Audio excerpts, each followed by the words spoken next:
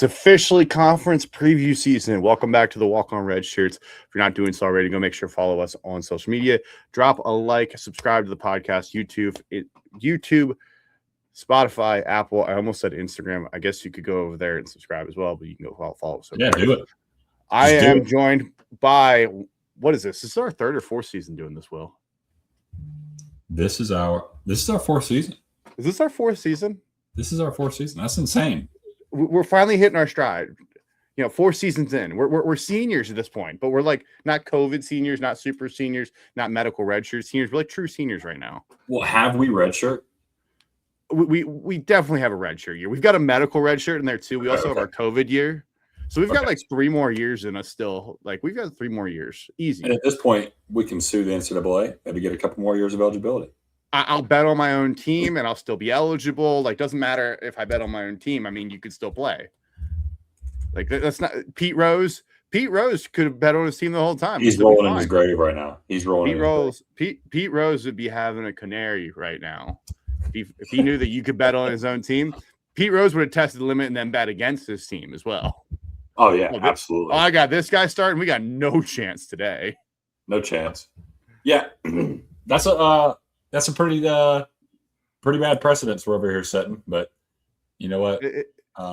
Not great. Texas Tech's pretty proud of themselves, so they're not too worried about it, I guess.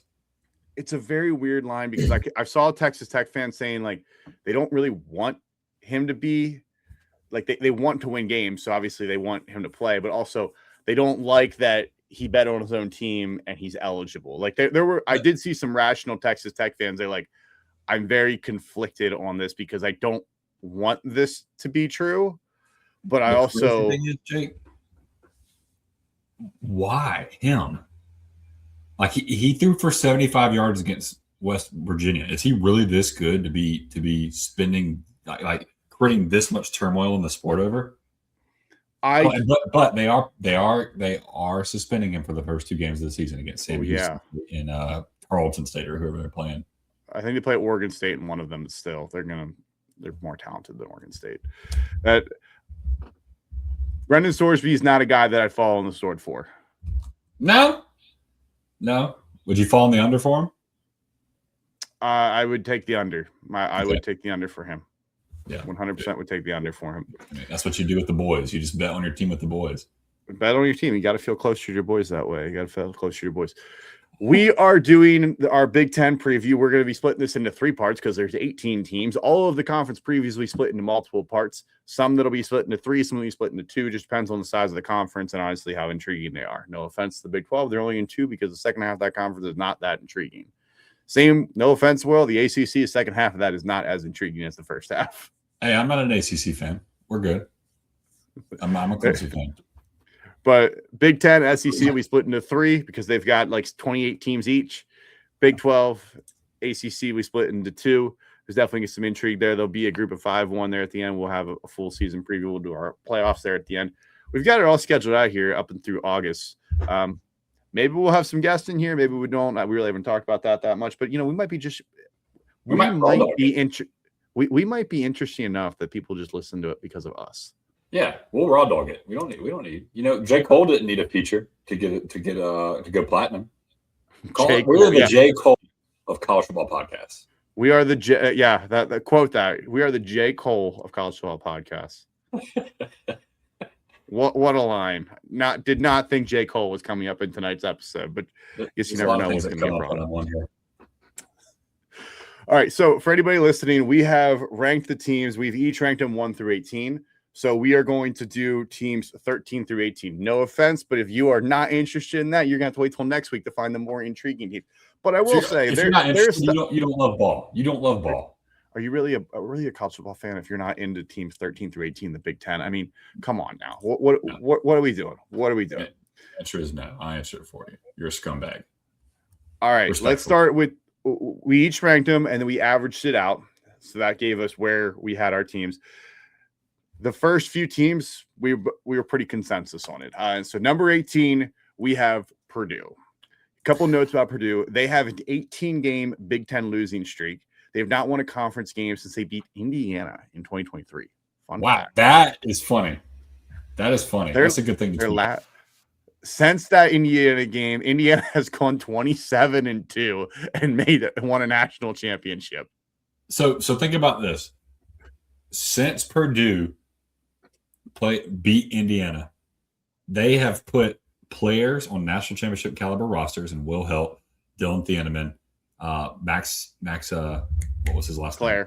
Max Clare, just like pumped out NFL talent. And then they also have won 2 games where Indiana goes and wins it all. That is insane. So also, they have gone 3-21 in the last 2 seasons, with 2 of their wins being FCS teams and 1 against Ball State. I got a trick question for you. Don't look at your computer screen. Okay, not looking. Name 1 Purdue player off the top of your head.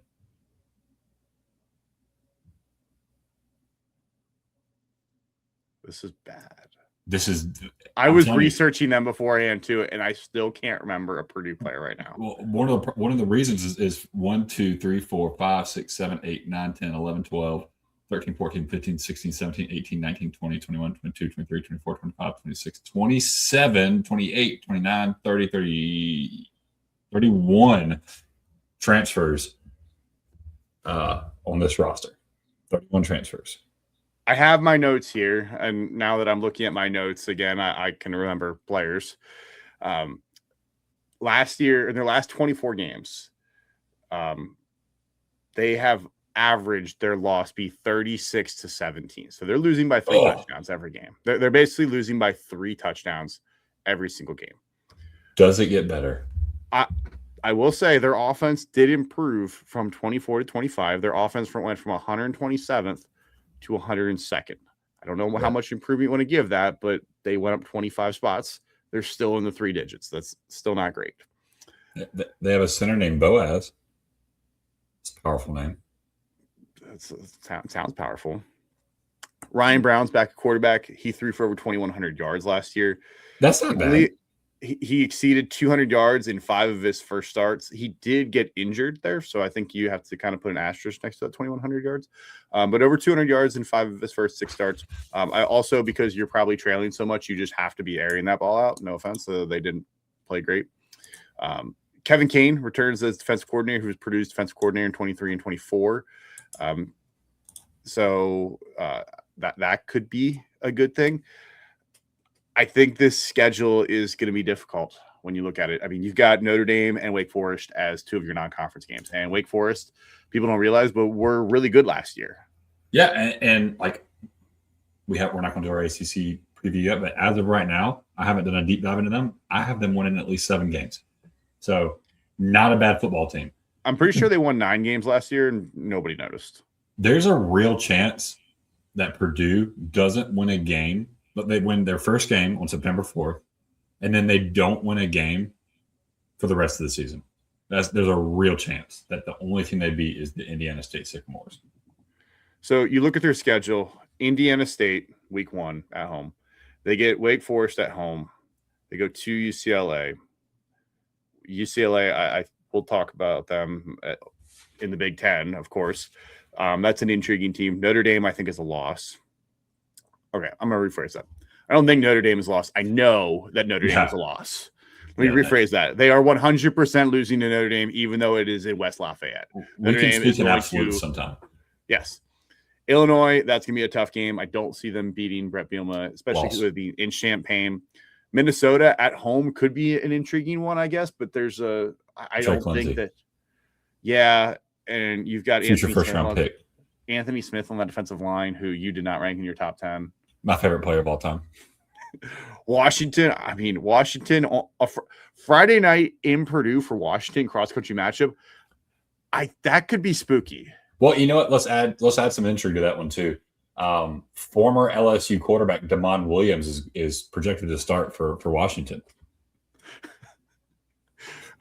I saw an article come out about how all that played out, and that still doesn't make any sense to me. I kind of want to tweet out the Aaron Rodgers running out with the American flag and be like Damon Williams' tenure at LSU. I feel like you missed your timing on that one. Yeah, that was pretty bad. But now that I'm thinking about it, that would have been really funny. Yeah, they go to Penn State. They have Maryland. You skip the bye week. They do not lose in the bye week. They cannot lose October 24th. Cannot lose on October 24th. Yep. Circle Penn that one. State on the road. I know it's a brand new Penn State team, but like there's enough talent on that team that they're not going to lose in Happy Valley. Maryland could be an intriguing game. At Iowa, it would be the most Iowa thing to do to be like 9-1 and then lose to Purdue. Yeah. That would be like the most Iowa thing ever. Be like, oh, Yeah. they're on the road to the playoff, and they just get smoked by Purdue at home on like senior day. Yeah. Ryan Brown has the game of his career. Yeah. Wisconsin on November 21st. We'll see if Luke Fickell is still the head coach there at that point. That could be an interesting one. And then Indiana at home, or at Indiana, they're just going to get absolutely smoked by Indiana at the end of the year. Yeah. I look at the schedule, and even though like they brought in some transfers, Xavier Townsend from Iowa State, Assad Wasim from FAU, he had 700 yards. Jarek Gibson from Texas, like they brought in some intriguing players. I just don't think it's enough to move the needle and really do anything. I just think Barry Odom's in over his head at Purdue because it's a very tough place to win. Yeah, it is. It's very tough, especially with now Indiana producing it the way it's producing. You're not winning. If there's anybody coming out of the state of Indiana, there's no shot they're going to Purdue over Indiana. That's going to be an issue. You also have Notre Dame in that state too. Yeah, I will say, let's speak some positives because people tune in here and they want to hear some positives. So we kind of talked about with Ryan Brown. I think that's a good pickup. I don't hate their running backs. They've got Fame Ijiboy and Jarrett Gibson. Jarrett Gibson is a transfer from Texas, and Fame Ijiboy is from Minnesota, which Minnesota is notorious for running the football and having good running backs over there. So not a bad pickup over there, and he's young. Both guys are young, actually. Jarrett Gibson and Fame Ijiboy are both redshirt sophomores. So pretty good over there. Their offensive line is full of upperclassmen. I mean, your right tackle is your youngest one as a redshirt sophomore. So again, that's a third-year player on the starting offensive line. That's something, to give you a little bit of hope that these guys could be tenured and play pretty well together. You've got Boaz Stanley, who's played in the SEC, played at South Carolina for what it's worth. I couldn't tell you anything about this defense. So I don't even know if I can give you hope about the defense. I don't know enough about this defense to give you hope. I just if you're going to win this game, win multiple games, it's going to come down to, can Ryan Brown stay healthy, and are they able to run the ball? Which sounds so cliche, but when you have an offense that's built with some, again, high-profile transfers in the running back room, and then on the offensive line, you better be able to make your money there. I'm assuming that's where Barry Odom wants to win. He wants to win in the trenches. He wants to suck the life out of people, control the tempo of the game, and then have a quarterback who's capable of hitting the ball over the top. Yeah, I think there's definitely a path to 4 wins here, and I think depending on how something play out, like the absolute ceiling, I think for Purdue is 5 wins this year. Like that. What do you have them winning? What was your projection? I had them at 2 wins. I have them at 1. I have them at 2 wins. I think that I put it in here, but that wrong. I think they can win a game in conference. If I look at their schedule, I think Indiana State's a win. I think there is a path to beating Illinois. I think there's a path to beating Minnesota. I think there's a path to beating Maryland. I think there's a path to beating Wisconsin. Let's be honest. There's a path to beating Wake Forest. Wake Forest is coming out to Indiana. It could be a weird game. There is a path. I'm not super high on that. It's a noon game. It's in West Lafayette. West Lafayette, weird things happen. Like, I look at this Friday night game against Washington, that Washington's got to come across country on a Friday night and play an 8:00 game on a short week. Yeah. That I think that is a game that I would be circling as a Washington fan, being like, that could be a little tricky. Yeah, that's not a recipe for success. You play your first 2 games at home, and then going to UCLA is going to be tough. But honestly, that could be a winnable game. UCLA is made up, which we're going to talk about them later, spoiler alert, of mostly JMU players, which sprinkled in with some P4 talent. Yeah, but Notre JMU would have beat Purdue last year, for sure. Yeah, go ahead and say, oh, yeah, they would have. But go ahead and say Notre Dame's a loss. I'm comfortable saying Illinois is a loss, which we'll talk about them not today. Minnesota could be interesting. You get them at home. That's a positive. I think Washington's a loss. I think Penn State's a loss. I think Maryland could be interesting. I think Iowa's a loss, but we know who Iowa is, so we'll call that a law. I won't give you the S's. Wisconsin, I don't think they'll beat Wisconsin, but they certainly could. And then Indiana is a bloodbath. I think Indiana and Notre Dame, if you survive those two teams, like literally survive, I think that's a win for you. I'm with you there. And then they have the Big Ten championship listed on their schedule, but you can go and take that one off. Do not, if you're a Boilermaker fan, do not book tickets in advance. The only reason you buy them is so you can resell them, hopefully for more money. Yep. You should bet. It's like betting. Yeah, bet on Flipping yourself. A house. Bet on yourself that those tickets go up. Let's go to number 17 here. Number 17, we've got Michigan State here. We both have Michigan State at number 17. Let's start off with how many games do you think they win? I've got Michigan State at 4-8 this year. I've got them at 2-10.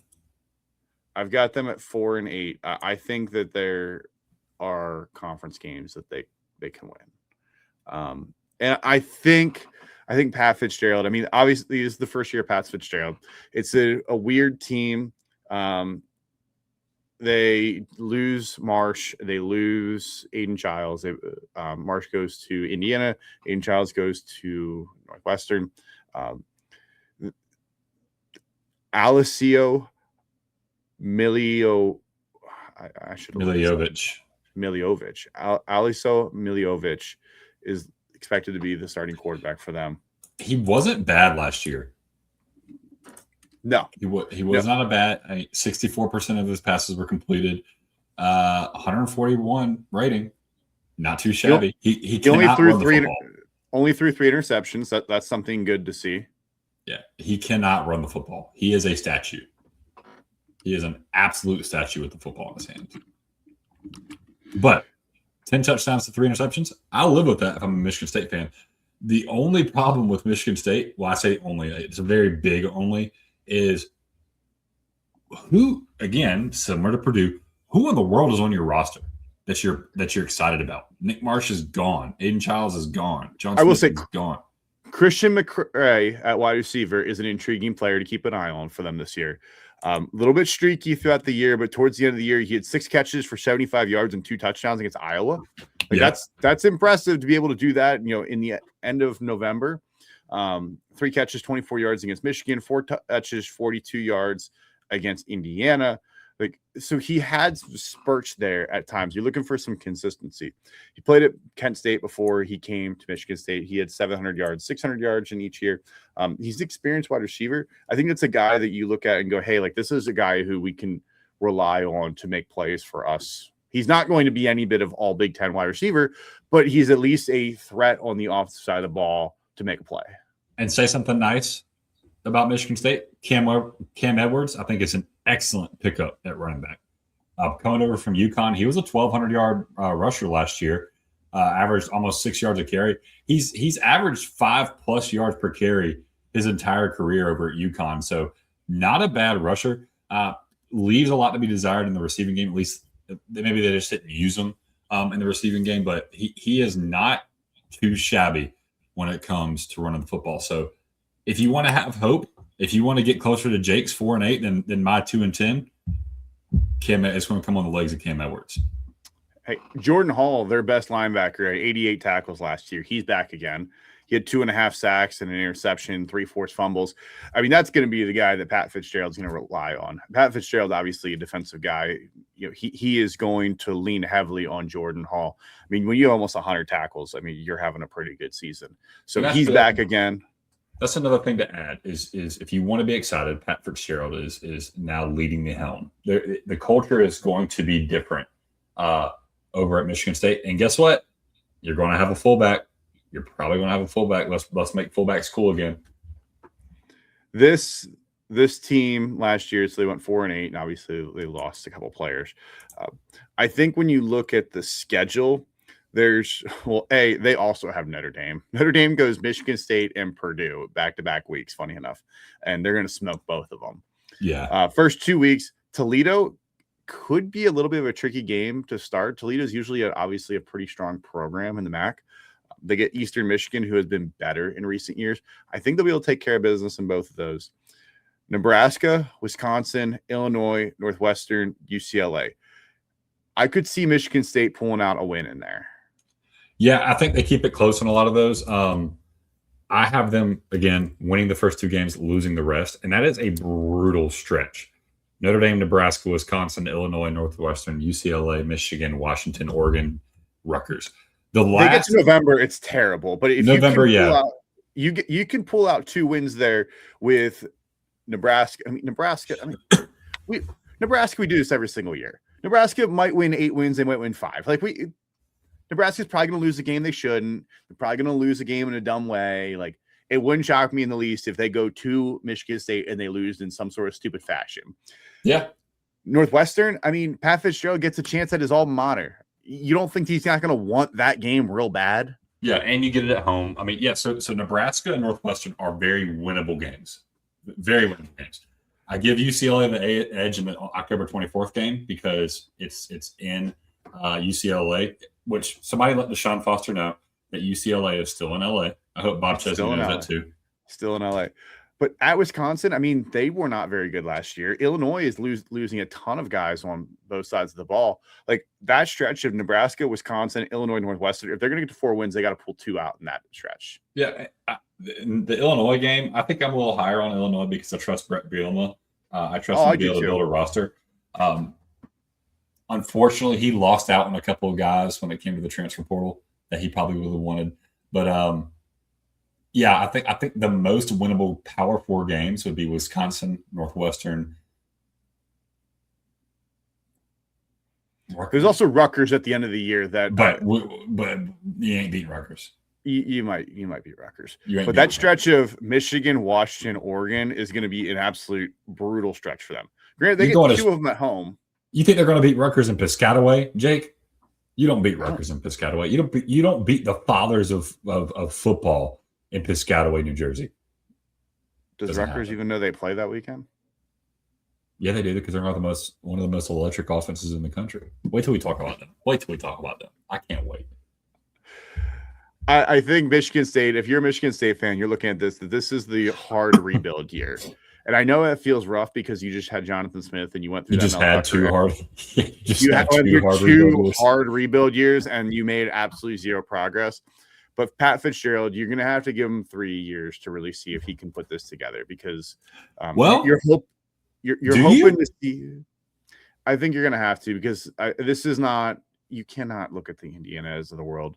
You're going to have to build something here. Pat Fitzgerald builds a culture. He's going to want to bring in his guys. He's going to want to bring in the right guys. And I think you want to see wins on the field may not actually be wins for the program. What I mean by that is when you play Oregon, losing by 15 points is a win for you. Basically not losing by 35 points. If you have these games competitive in the fourth quarter, that is important. You want to see progress from your players and growth from these guys. That, yeah, you may end up winning 3 or 4 games, but if you can be in the game in the fourth quarter in some of these where the backups are not in, that's growth and that's progression for them. If you can find a way to be competitive with Michigan in the fourth quarter, I know they would absolutely hate that. But hey, Bryce Underwood's got a quarterback coach now. All right, let's head over to not according to Eric Whittle. Yeah. So your final answer on Michigan State is 4-8. I have 4-8. You know what? If we're talking consensus, I'll meet you at 3-9. So the next one here is Maryland. I had Maryland at 15. You had Maryland at 16. Yeah, we're pretty lockstep right now, Jacob. When you look at Maryland, what are you thinking for their record this year? I think their schedule is super, super easy. I feel like we talk about this all the time with Maryland. Somehow they always get an easy schedule and then they blow it. And so again, we talked about this last year. I think it was with Shahan. It might have been with Shahan. No, it was with Dustin, where I talked about how easy Virginia's schedule was, and people said, don't get so caught up in how easy the schedule is because the team playing the schedule has to play the schedule. And that's how I'm thinking with this Maryland team. Yes, it's an easy schedule, but what is Malik Washington and company going to do with that? I have them projected at 3-9. I think I'm too low on Maryland, but I don't think anybody's going to fault me outside of the state of Maryland for having that take. I think Hampton is a win. UConn's a win. Virginia Tech, who's Virginia Tech going to be? I think that's a loss. UCLA, probably a loss. Nebraska, who the heck's Nebraska? That's a winnable game. Nebraska is the most coin flip team in this conference this year. I have them at 6. Well, Nebraska's been the most coin flip team for the last decade, if we're being honest. That's just what they do. They are coin flippers. The only people who don't flip coins on Nebraska are their freaking fans who keep showing up and selling out that stadium. Hats off to them. The back half of the stadium are of the schedule. You've got Purdue on there. That should be it. You should circle that one. That's a win, right? There's your third. And your fourth, I think, will come at the hands of Nebraska, UCLA, Virginia Tech, or Illinois. I think Maryland slips in one because I think Maryland is going to be frisky. I have them at 3-9, but I think they're going to be competitive in some of these games. Obviously, not Ohio State and Penn. They might be competitive in Penn State, not against USC. But other than that, preseason ranks. Nobody else is preseason ranked. I think so. Hampton, UConn, I think they win those games. Although a game on the road at UConn, if Jim Morrow Jr. was there, this could be a little bit more tricky. But Jim Morrow Jr. goes to Colorado State. Who's Virginia the coach at UConn now? I don't even know, if I'm being honest. I forgot.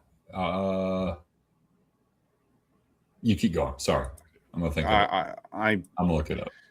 Too many coaching moves, too many player moves. I promise that when it's college football season, I'm in lockstep. But when you ask me in June who the UConn head coach is, I promise it's not at the top of my mind. Oh, Dan. I think you said Dan Hurley. Yeah. Oh, it's Jason Candle from Toledo. Jason Candle went from Toledo. He took the UConn job.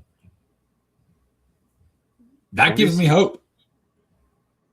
I guess that makes it a little more intriguing for sure, but I still think that's a year one. I think it'll be a tough. I think they'll beat UConn. Virginia Tech, though, I think it's a loss. 2-10. I think they'll lose Virginia Tech. I think James Franklin brings over enough guys and had brought in enough transfers. I think Virginia Tech will be solid this year. UCLA, though, you get them at home, cross-country matchup. That's definitely an intriguing one. Nebraska, we talked about. God knows what's going to be there. Rutgers, Illinois, Purdue, Wisconsin. Like, there's definitely winnable games in here. I have Maryland between a 4 and a 5 win team. I think Malik Washington is an exciting quarterback there, and I think he's going to end up winning you a game. Problem is, you talked about how the schedule appears easy. The schedule also could be very difficult as well. Yeah. You talk about you've got Ohio State, USC, and Penn State on here. That's almost guaranteed 3 losses unless Malik Washington goes absolutely nuclear this year. Like, I still think they're probably going to lose those. Illinois can be a tough game. Rutgers going to be a tough game.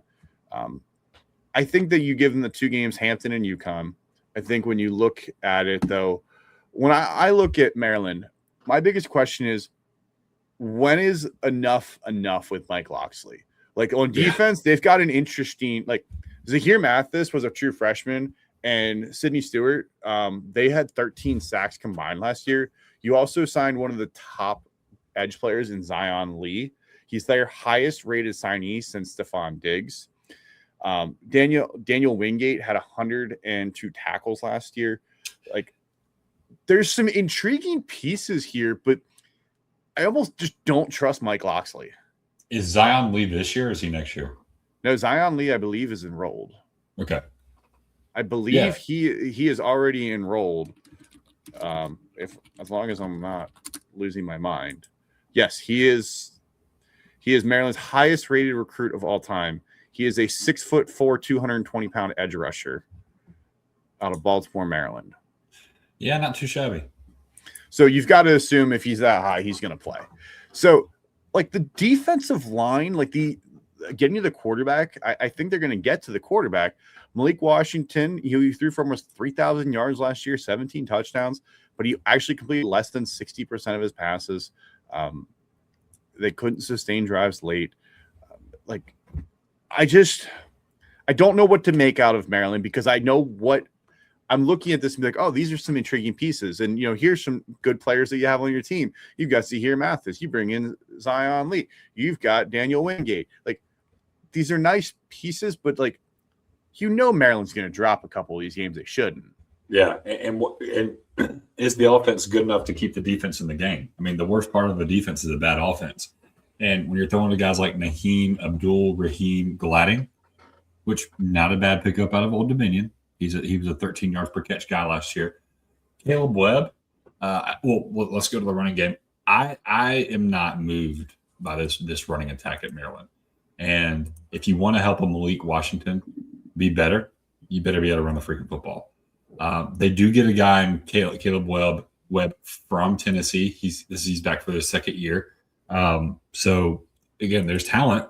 He was an SEC player at some point. So I don't know. Dorian Fleming was okay last year, if I remember, if his name is who I think he is. Yeah, he had 40 catches last year, almost averaged 9 yards a catch. So you've got talent on that side of the football, but everything is untapped. And when you're Mike Locksley and company, you can't be dealing with untapped talent when you're playing the schedule that you play. Like I said, yes, it's perceivably easier, but when you're playing Virginia Tech and they have more proven players, especially at the quarterback position, like an Ethan Grunkenmeyer. I wouldn't say Grunkenmeyer is more proven than Malik Washington. Malik Washington did throw for 3,000 yards last year. Grunkenmeyer played 6 games. That's true. I'll give you that. But I think Rutgers cohesively, Virginia Tech is going to be a better team and a better program. And as weird as this is, I trust James Franklin to win that kind of game way more than I trust, Mike Locksley. The problem with James Franklin has never been the games he's supposed to win. It's never been the 50-50 games. It's the games that are tough. It's the top 10, top 15 matchups. That's where he struggles. And Maryland is newsflash, they're not going to be top 10, top 15. Mike Locksley has won 8 games. He has never won more than 7 regular season games. Yeah. Every 8-win season was because that he won their bowl game. What's their ceiling? I think it's 7 wins. If I give you all the 20 toss games, so that's go. You go Hampton, UConn. I'll give you Virginia Tech. I'll give you UCLA. I'll give you Nebraska. I'll give you Rutgers. I'll give you Purdue. I'll give you Wisconsin. I think you can get to 8 technically. Give me Illinois. I mean, if you get Illinois, but I mean, this has to be everything goes perfect for him. Everything has to go perfect. Malik Washington has to complete 64% of his passes. Zion Lee is out there with 6-7 sacks. Zahir Mathis does not have a sophomore slump and goes for 6-7 sacks. You have an actual pass game. You have an actual passing attack. There's no letdowns. You're competitive against Ohio State in October. You're not losing 59-7 to Ohio State. Yeah. The thing with Maryland is I wouldn't be shocked if they win 3 games. I wouldn't be shocked if they're up over 7. I know he said 9. I don't think they can actually win 9. No, I think their ceiling is 8. The tippy top of the roof is 8 wins. If Locksley misses a bowl game, does he get fired? That would be. I don't know because you just got the highest rated recruit in Maryland history. Yeah, but that would be 3 straight years without a bowl game. You went 4-8, and then another missed bowl game. Yeah, I don't know. You would think they would have fired him by now. So I don't know if someone owes him money. Hey, by the way, if you wanted help pronouncing Michigan State's quarterback, I got us. There you go. Cool. Should I hear it? You want to hear it again? Yeah. I kind of like that accent. Alessio Milihovic. Got That's a quarterback name right now. That's not a quarterback name. That is a small forward for UConn. I mean, that's definitely a guy who plays in the European League. He came. That's a Croatian guy that got drafted in the second round of the NBA draft. No, well, he is from the outskirts of Russia, and he comes over here and he tells everybody he's from Ukraine, and he just goes out and plays ball. Just just Alessio. the ball guy. Alessio just out here, just doing his thing. Mike Locksley's 37 and 49 at Maryland, just so you know. Built different. Yeah, he's absolutely built different. If you count his entire career, so he's 37 and 49 at Maryland. He's 39 and 75 total when you count in his 2 and 26 record at New Mexico. Built different. Great stuff. Great stuff for him. Can't wait. I can't wait to see what Maryland does this year. Yeah, I'm sure you can. All right, moving up the list here, we got UCLA. What do you have UCLA at? I have UCLA at 5-7. I think that's a little rich. So we talk about Maryland, and no, we should be doing. My bad. We are at UCLA. I got a little excited. UCLA at 5-7. And why I have them there? Hey, they got a new coach. They got Bob Chesney. He's coming over from JMU. He's won it. He won at Holy Cross. Who can do that? He won at JMU. Shout out my wife's grandfather, by the way. He played running back and safety and ran track at Holy Cross. Back in the day, if you subbed out in football, you couldn't come back in. So you had to play both sides of the ball. Bob Chesney, and I would put money on it that Bob Chesney does know that UCLA is in LA. So there's already an upgrade from Deshaun Foster. And he brought a lot of his Dukes with him. So where Dion brought Louis when he said he was bringing guys in, you didn't quite bring in Louis, but you brought in a Samsonite. So Bob Chesney brought in his Samsonite bags. But the negative aspect of this, where Maryland and Michigan State and Purdue might have easier schedules, UCLA's schedule is very difficult. Even their easy games, quote unquote, are difficult. Cal, there's a lot of buzz around Cal to be a dark horse team in the ACC and win some games. San Diego State and Nevada are both of their G5 teams that they're playing against this year, and both those teams are supposed to be legitimate this year. So they're not easy G5 games. Minnesota, Illinois are both teams that are could be fringe teams to compete in the Big Ten, not to be a top 2 or 3 team, but to be a top 5, 6 team. I wouldn't be shocked to see them up there. Like Michigan State and Maryland and Purdue are the only games where I'd be like, yeah, UCLA is going to win that game. I feel comfortable with them winning those games. That's 3 games, and then I have them winning 2 along the way. Bob Chesney has one losing season in his 15-plus years of coaching, and it was his very first season at Holy Cross. He's about to have 2. I think he gets to 6-6 this year. I'm going to say it. I think he gets to 6-6.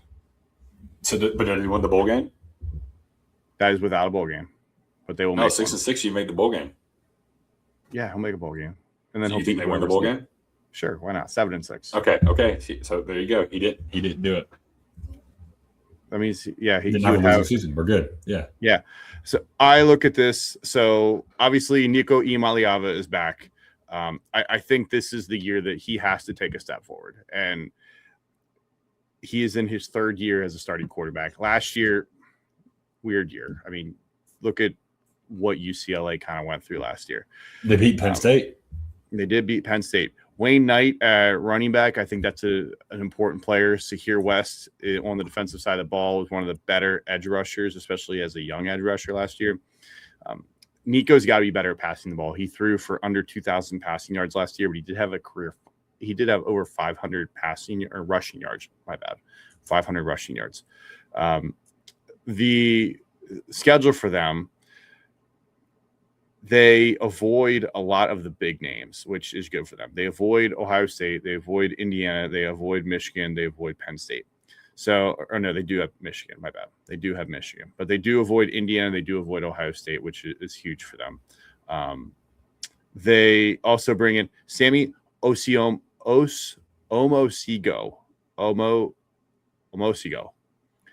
And he had over 100 tackles at Oklahoma. UCLA actually ranks 6th in returning snap count experience. That is the most experienced roster in the Big Ten. So when you look at their roster, they have the most snaps in the Big Ten returning. That's not too shabby. So I think this is a UCLA team that the schedule for them, yes, they don't have Ohio State or Indiana, but the fact they have Michigan, USC, and Oregon, plus a game against Cal to open the year, that is going to be difficult when you got JKS on the other side of the ball.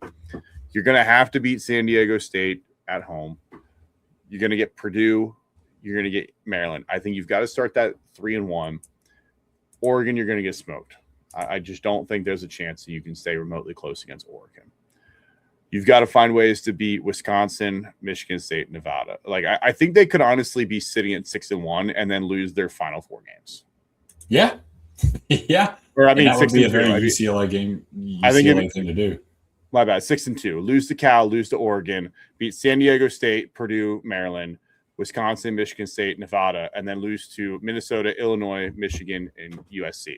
And while losing 4 straight is not the most fun, starting 6-2, it wouldn't shock me if they roll that into a win over Minnesota or Illinois. Like I really think the ceiling is like 7 or 8 wins for UCLA, but I'm going to put it at 6 for them.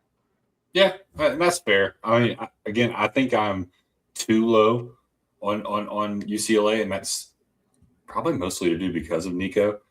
I don't trust his ability to play quarterback. I just don't. We've seen enough. I've seen enough.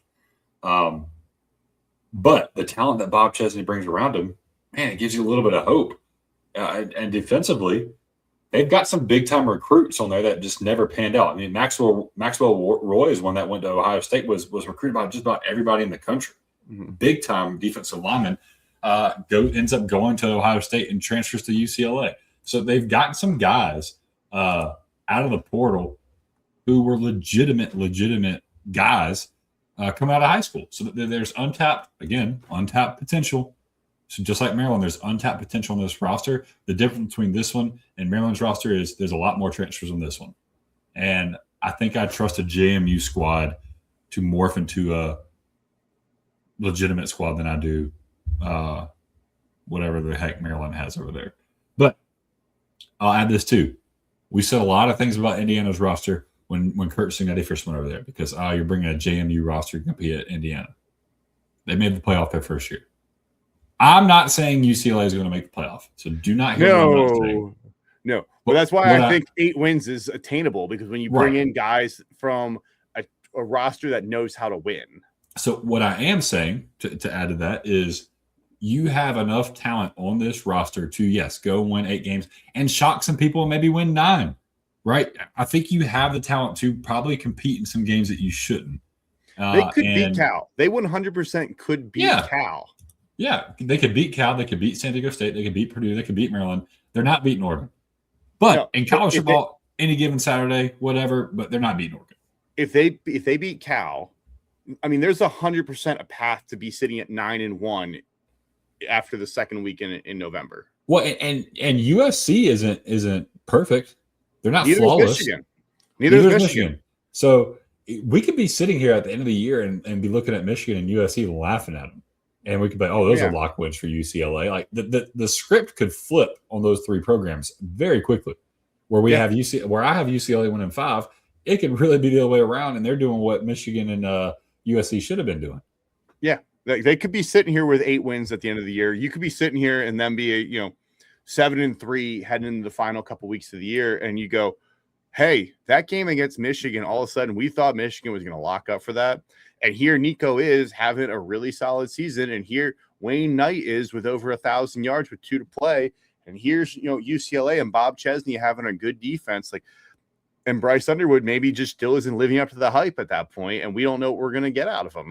That's a very real scenario. Is it likely? No, probably not likely. But it's college football, and Bob Chesney knows how to win. Yeah.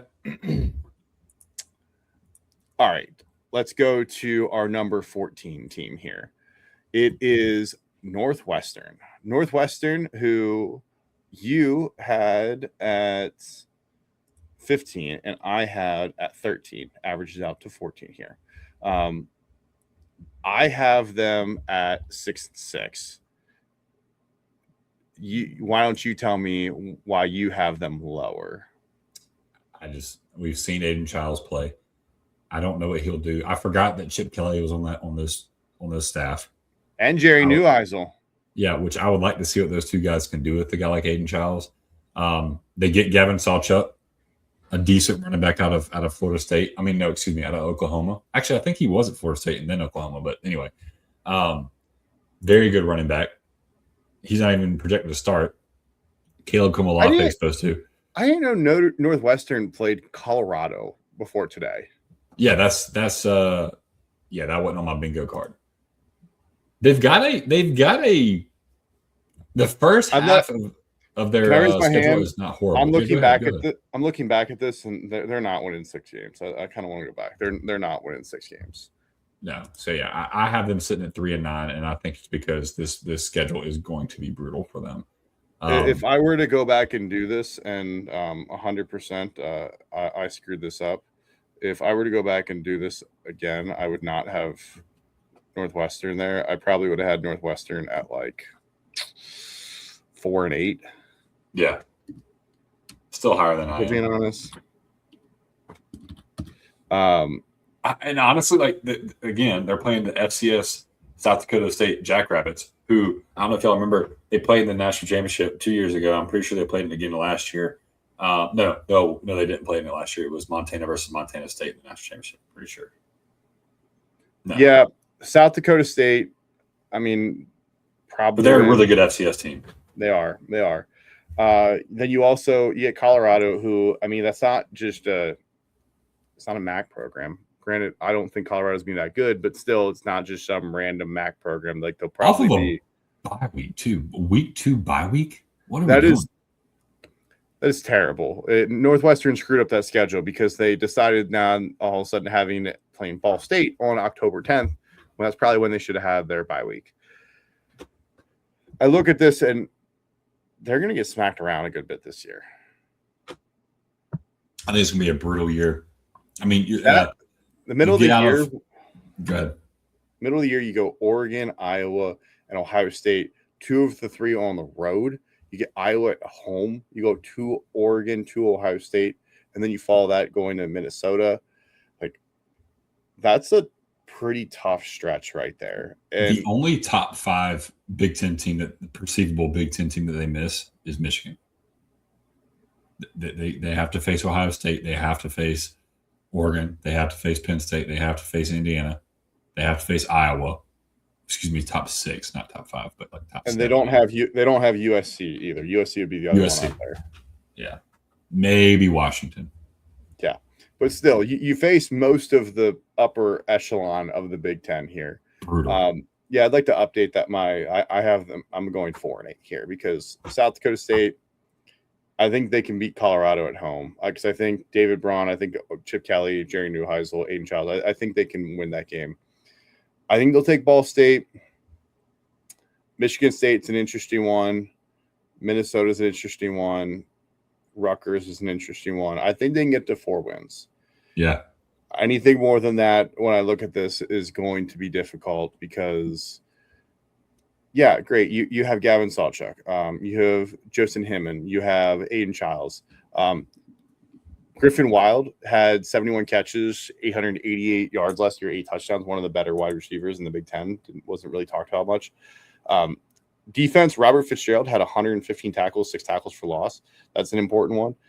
They held teams to under 20 points per game last year. So like they have experience there. They've done well, but that schedule is an absolute killer. I mean, CBS Sports called it the hardest stretch in college football this year. And I don't disagree. Yeah, I wouldn't doubt it. Like, I think if everything goes their way, they can get to 7 wins. But I could also see at the end of the year being like, hey, they were not a bad program, but they won 4 games because it was just a brutal schedule. Yeah. You got to sell out the recruit, so. Yeah, so we'll see for Northwestern this year. Not as high as you are on the next. Say something nice. If I say something nice, like I said, I think they could be a good program who just has the unfortunate schedule that, like, I think Aiden Childs could take a step forward in a Chip Kelly offense. I think Chip Kelly might be able to maximize the Aiden Childs experience. And problem is turnovers are a big thing for him.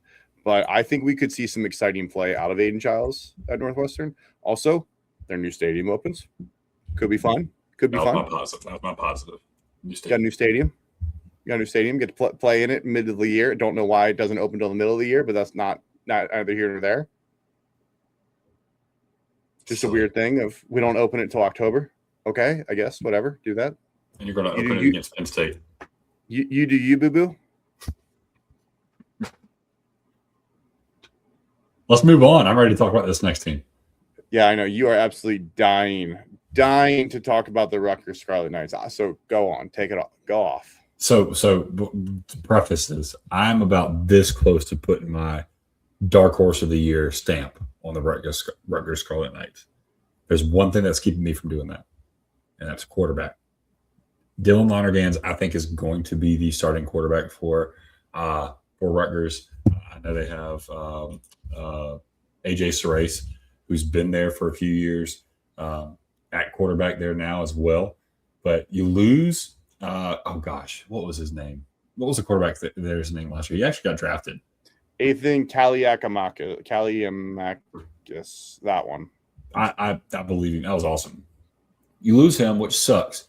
But I believe what helped him the most is wide receiver KJ Duff and running back Antoine Raymond. And I don't think people realize the greatness of that 1-2 punch. Tell me the last time we've talked about a Rutgers receiver with 1,000 yards. It's been a long time. KJ Duff is 6'6" at 225. If you listen to our top 10 position, our players at each position, KJ Duff was in our wide receiver, both of our wide receiver top 10s for just reasons. 60 catches, 1,000 yards, 18 yards a catch. I think that could get better with a guy like Dylan Lonergan throwing him the football. I think they're going to be more committed to throwing the football this year. But then it's like, oh, okay, well, we can't. You haven't even mentioned Ian Strong, who is a really good second wide receiver. Yeah, so Ian Strong was there. Is Ian Strong still there? Mm-hmm. Okay, so again, they have one of the best 1-2 punch wide receiver cores in the Big Ten. Again, who thought about that with Rutgers? Oh, we can't throw the ball to this kid. We've got a really good defensive backfield. My bad. He actually plays for Cal now. Okay, that's what I thought. And then Antoine Raymond is a stud running back. Had 1,200 yards last year, 5 yards a carry, 13 touchdowns. Let's just go ahead and sprinkle in another 225 through the air with 12.5 yards per catch and 2 touchdowns there. I think this Rutgers offense is going to be electric and so much fun to watch. Now, on the other side of the football, there's a lot to be desired. So if Rutgers is going to win, it's going to be because they controlled the line of scrimmage, they controlled the time of possession, and they scored some darn points. I think that Greg Schiano, he usually has a decent defense. I think they will have a decent defense, and that's all you'll need with this offense. I truly think that. They were absolutely terrible last year. The defense was absolutely terrible. Yeah, horrendous, and that's why they were as bad as they were last year. I think they take a step forward. They also have one of the easiest schedules in college football, which I think is going to help them a lot. But to go ahead and tell you, I think they're going to win 8 games. I think this is an 8-4 team. And the 8 games I have, UMass, crazy, Boston College, Howard, Maryland, Northwestern, Wisconsin, Nebraska, Michigan State. And I would not be shocked if Rutgers beats either Penn State or USC. That is not be shocked. That is cynical. That is literally cynical. That because this makes me want to make them my dark horse so badly. I know that you do. So KJ Duff, obviously incredible. Antoine Raymond, a great running back. That you have 2 really good offensive pieces. That their defense was so bad last year. They were 129th in rush defense. They allowed over 200 rushing yards per game. Like that's not something that you just flip the script on one year. They go and they hired Travis Johansson away from South Dakota, where he was he was at South Dakota State last year. they're going to have to completely change the defense. They have to completely change the defense at Rutgers this year. I am not a big Dylan Longren guy. He's on his third program, started at Alabama, obviously, Boston College last year. Doesn't play phenomenal by any means. I think Dylan Longren is not the answer for quarterback position. I think he's fine. I don't think he's great. I think that's the best way to put it. Ethan Kaliakamakis had started 42 games for Rutgers. He was one of the most experienced starting quarterbacks last year. And Longren hasn't even taken the job yet. AJ Sarras is also, if I'm saying that right, I apologize to any Rutgers fans if I said that wrong, is also in competition for that job. I don't think there's any way that they beat USC, Michigan, Penn State, or Indiana. I think that's 4 guaranteed losses right off the bat. I think they might lose to Nebraska. I think they could lose to Northwestern on the road. I think they could lose to Maryland on the road. I think Boston College is not out of the question. I think they'll probably beat Boston College, but I don't think that's completely out of the question. 2 skilled offensive players are not the reason why you're going to win a ton of games, because you can have 2 great players, but if your defense can't stop anybody, then you're going to lose a lot of games. You're going to lose a lot of games. And I don't think Dylan Longren is the answer. You're sleeping. I don't know. I can wake you up. I don't know if they did enough in the transfer portal to flip the script. Yes, I know you can get fixes in the transfer portal, but I don't know if they're going to do enough to flip that script and actually, be in a 6 win. Like 6 wins to me is where I have them. I think they've got enough exciting pieces, but I don't think that they have enough to be a 8-win team. I think 6 is their ceiling for them this year. And I think if Greg Schiano misses a bowl game, they're going to let him go. I think that's just where you're at this point. Yeah, they should with this offense. You say this offense, and it's 2 guys. That's all that matters. And let's talk about their offensive line. They're returning everyone on the offensive line. Everybody on the offensive line that blocked for Antoine Raymond. So that's helpful. I'll give you that. That's helpful. This is going to be a good roster. The defense might be horrible, though. The defense might be horrible. The transfers they got are just abysmal. Malachi Davis is okay out of Toledo. He had 9.5 tackles for loss. They better be able to score some damn points. Also, great name at wide receiver, Ben Black. I really wish Ian Strong had stayed at Rutgers, because if he did, then I would have given them more credit. Well, you should still give them more credit. You're sleeping way too hard, way too soundly. I think I'll get a good night's sleep with it. No, I'll get a good night's sleep with it. You shouldn't, though. All right, well, that does it for the first part of our Big Ten preview. We still have 12 more teams to run through, which we'll do team 7 through 12 next week. If I'm doing math right. Yeah. Team 7 through 12 next week. Plenty more to go through. If you're not doing so already, go make sure to check out the walkonredshirts.com. Go check out at walkonredshirts on Twitter, Facebook, Instagram, YouTube, anywhere you get your social media content. Go subscribe to the podcast. Give us 5-star, 4-star, whatever you want. Ratings help us immensely. Make sure to subscribe to the YouTube page. Would help us immensely at Walk On Red Shirts. And make sure to go follow Will at Walk On Moose on Twitter. Go check out Inside the Valley if you are into any sort of Clemson material. Him and Dustin do a great job over there. With that being said, we will see everybody again next week to talk about the next part of the Big Ten.